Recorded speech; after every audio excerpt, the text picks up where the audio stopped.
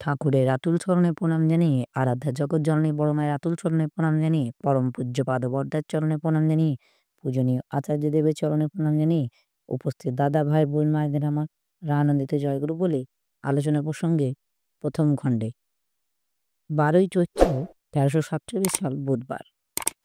প্রফুল্ল দাস বাড়িতে বাইরে থেকে একজন সৎসঙ্গী ভাই এসে উঠেছেন। পরিবারসহ যিনি এসেছেন তিনি টিবি রোগী। তাই শ্রী ঠাকুর বিকালে প্রফুল্লকে বাড়ির ভিতর ডাকিয়ে নিয়ে বললেন, তোদের জন্য আমার যত ভাবনা, তোরা যদি সাবধান না হোস আমার উদ্বেগের অন্ত থাকে না। আতঙ্কে দিন কাটে। সদাচার সম্বন্ধে খুব হুঁশিয়ার হতে হয়, নচেত কোথাও থেকে গেলে সংক্রমণ ঢোকে। তার কি ঠিক আছে? ওকে, ভাইটিকে ও বুঝিয়ে বলিস যাতে ও সবার সঙ্গে না মেশে, বউ ছেলে পেলে থেকে দূরে থাকে। বলবি, তুমি তো সেরে উঠবে, ওষুধ খাচ্ছ, কিন্তু অন্য কেউ যদি পরে আক্রান্ত হয় তাহলে সকলেরই সর্বনাশ।